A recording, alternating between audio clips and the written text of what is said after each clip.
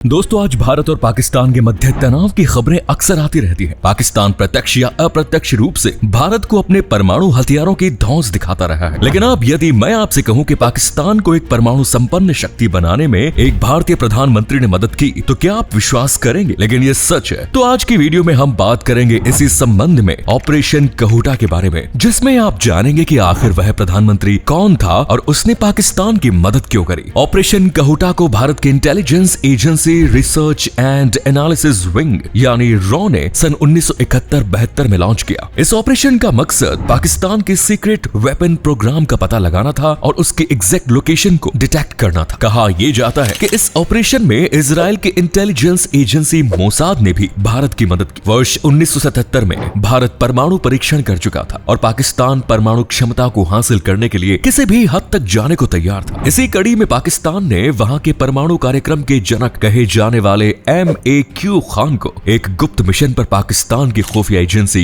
ISI ने Ireland के nuclear power plant में नौकरी करने के लिए भेजा। परंतु AQ खान का मुख्य मकसद परमाणु ऊर्जा संवर्धन से जुड़ी जानकारियां चुराना था, जिससे कि वो वापस पाकिस्तान आकर बम बनाने की प्रक्रिया में उस जानकारी को इस्तेमाल कर सके। और हुआ भी यही। एक दिन अचानक से AQ खान अपनी पूरी फैमिली के साथ वहां से भाग निकले और पाकिस्तान में आकर गुपचुप तरीके से परमाणु कार्यक्रम को विकसित करने में लग गए। पाकिस्तान में बहुत सारे स्थान ऐसे थे जहां पर कई सारे सीक्रेट वेपन डेवलपमेंट प्रोग्राम चल रहे थे, जिस कारण से यह पता कर पाना आसान नहीं था कि वह कौन सा स्थान है जहां पर पाकिस्तान परमाणु बम बनाने की तैयारी कर रहा है। इसको पता करने के लिए रॉ ने अपने कुछ विश्वस्त गुप्तचरों को इस मिशन पर लगाया, जिनका काम था कि पाकिस्तान में एक नेटवर्क तैयार करना जिसकी मदद से वहां के सभी संभावित स्थानों पर नजर रखी जा सके और पता लगाया जा सके कि परमाणु ऊर्जा संवर्धन का काम कहां पर चल रहा है। लगभग 7 से 8 वर्षों के कठिन परिश्रम के बाद रॉ के एजेंट्स ने वहां पर अपना एक जाल बिछाया और जितने भी महत्वपूर्ण सैन्य उपकरण बनाने वाले संस्थान थे, उनके प्रमुख व्यक्तियों के मोमेंट को ट्रैक करना शुरू किया। फिर भी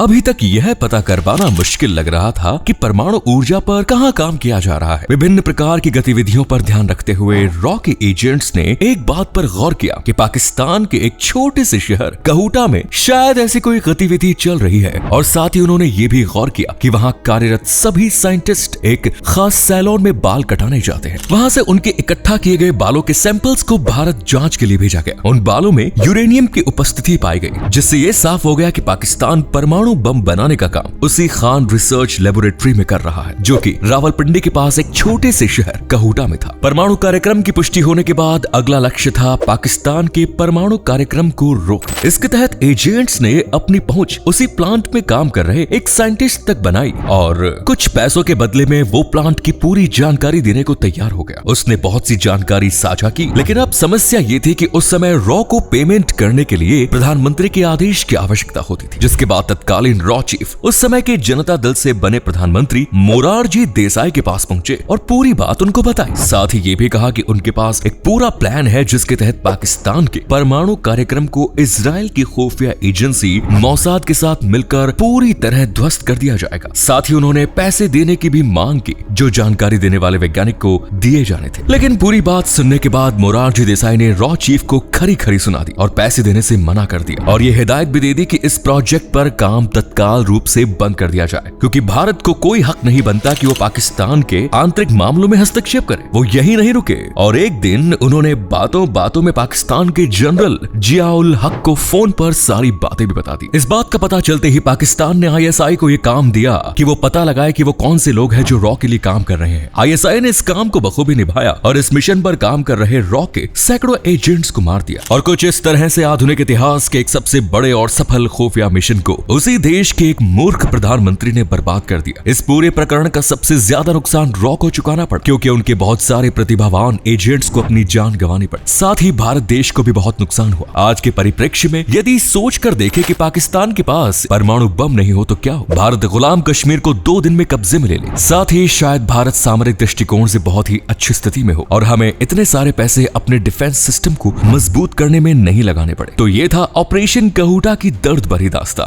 आपकी नजर में भारत का अब तक का सबसे मजबूत प्रधानमंत्री कौन है? इंदिरा गांधी या नरेंद्र मोदी? अपना जवाब आप कमेंट बॉक्स में जरूर दें। धन्यवाद।